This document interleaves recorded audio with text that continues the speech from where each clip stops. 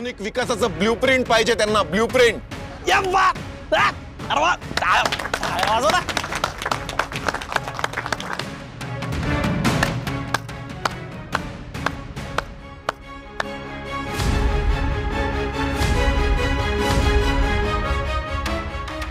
छान सांगितलंस गोपाळ दादा. तू खूप हुशार आहेस हे आज सिद्ध केलंस. खूप हुशार आहे का नाही माहित नाही, पण तुझ्यापेक्षा हुशार नक्की आहे. अधोक्षज महाराज, तुमची ही जुनी पुराणी ओल्ड एज विचारधारा गावचं कल्याण करू शकत नाही. जुनं लाथाडा, नवं स्वीकारा.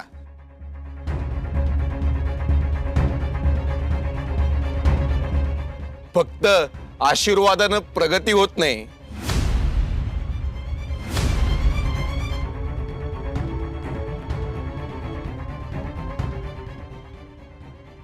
विठुरायाचा आशीर्वादच आमची ताकद आहे गोपाळ दादा.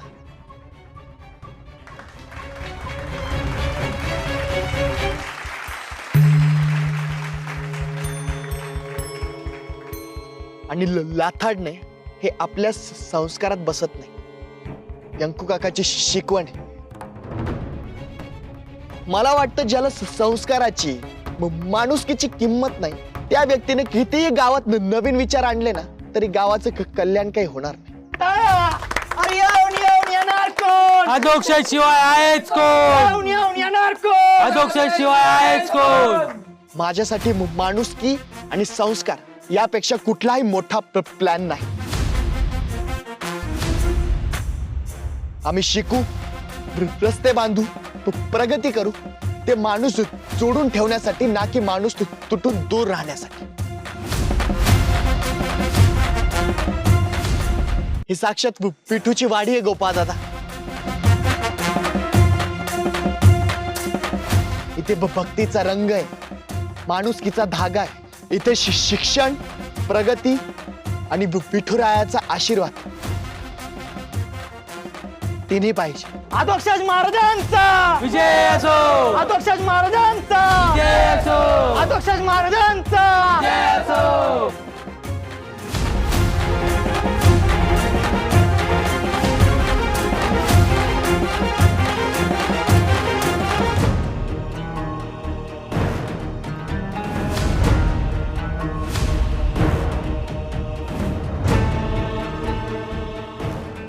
काय करायचं याचं?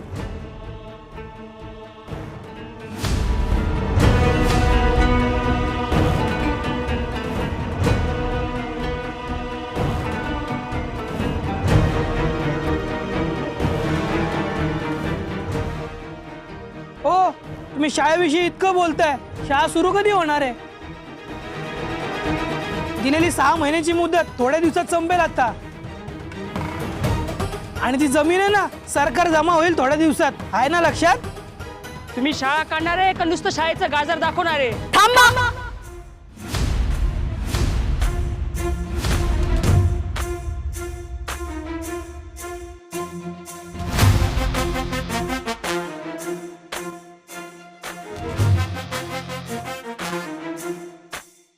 विठूच्या वाडीची प्रगती ही शिक्षणानेच होणार आणि त्यासाठी आम्ही शाळा काढणार म्हणजे काढणार.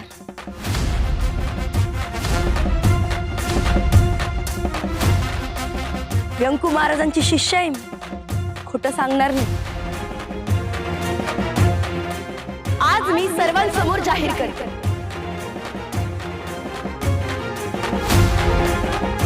विठूच्या वाडीच्या शाळेची इमारत लवकरात लवकर उभी होईल.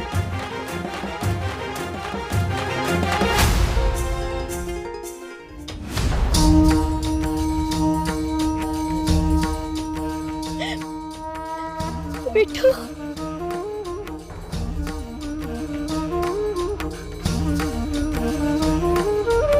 मला माहित होतं हा तूच आहेस माझा विठू. विठू पंढरपूरकर.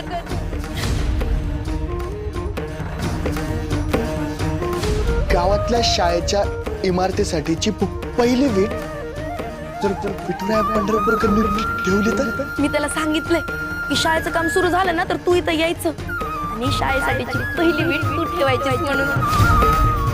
विठुराया शपथ, या दिवाळीच्या मुहूर्तावर एका खास व्यक्तीच्या हातून शाळेची पहिली वीट ठेवली जाणार.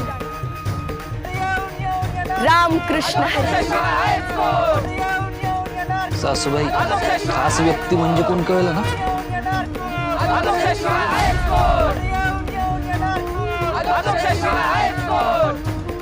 इंद्रायणीबाई, कुणी खास व्यक्ती येऊ द्या नाहीतर प्रत्यक्ष विठुराया येऊ द्या, हा मोहितराव बोरके पाटील तुमची शाळा या जन्मात तरी होऊ देणार नाही. गोपाळनं तर नाकच कापलंय आमचं, पण आता आमची लढाई आम्हालाच करावी लागणार आहे आणि आम्ही ती घमासान करणार. घोडा मैदान जवळ आहे तर बघाच तुम्ही.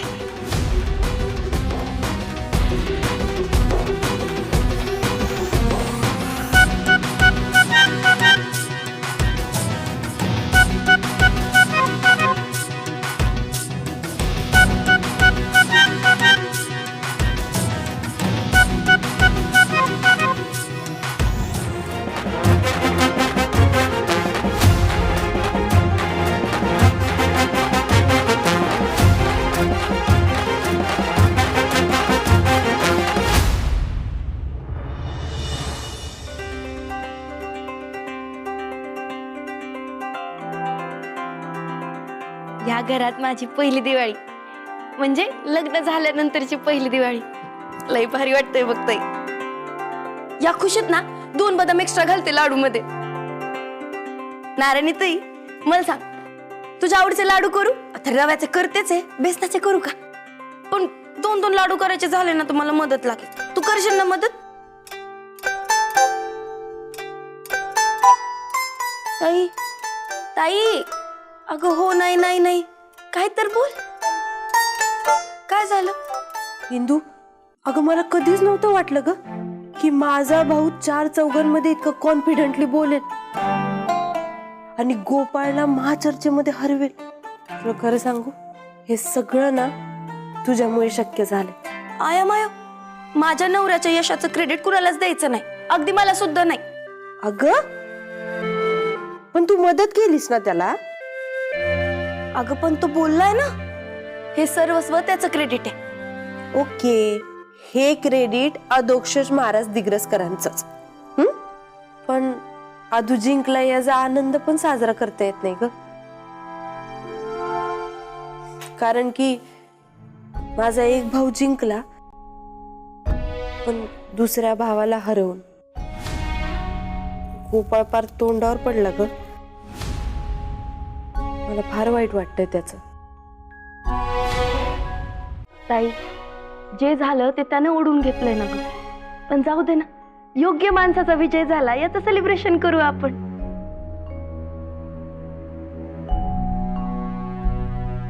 अगं दिवाळी आहे, दिव्यांचा सण.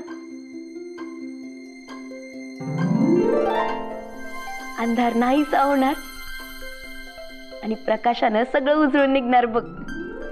अगदी बरोबर.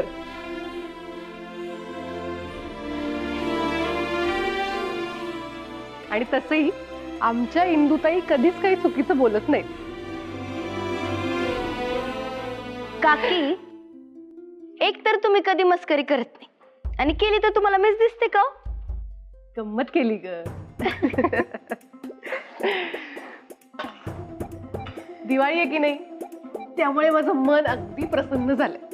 आणि तसंही तुम्ही जो फराळ करताय ना, त्याचा सुगंध अख्ख्या घरभर पसरलाय.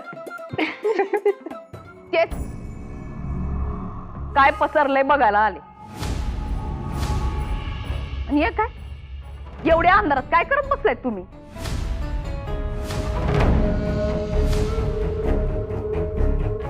आणि इंद्रायणी, तू बोलतीयस का काम पण करतीयस? मोठे बाई, आता रवा भाजते, बेसनाचे पण लाडू करणार आहे. पाक झाला की दोन्ही लाडू वळायला घेईन. 2 प्रकारचे? असा काय मोठा तीर मारलाय का 2 प्रकारचे लाडू करतेस तू? अगं आई, काय आई? आ ये पाप, मी आधीच सांगून ठेवते. इंद्रायणी, साखर जरा कमी टाक लाडवामध्ये. दिग्रसकरांचा काय साखरेचा कारखाना नाही, ओट चिकटतात. आणि नारायणी, चकली चांगली झाली पाहिजे बरं का, तेलकट नको. आणि चिवड्यामध्ये ना दाणे जरा जास्तच टाक. आणि सगळं झालं ना का वरती माझ्याकडे घेऊन ये चवीसाठी. पाहते मी कसं करते. करा बरा बरा, नुसता हसणी खुसणी दात दिसणी नकोय.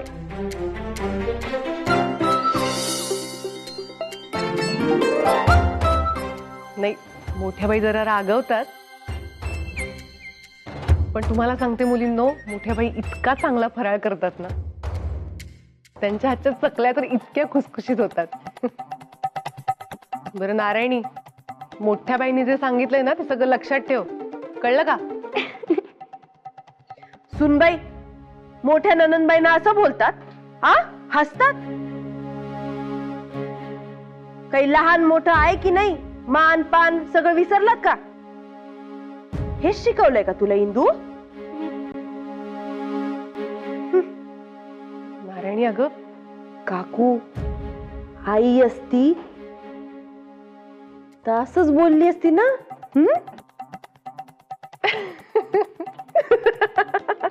थट्टा करतेस तिची. अगं चेहरा बघ तिचा कसा झालाय. अगं माझी वहिनी रागवली का माझी वहिनी?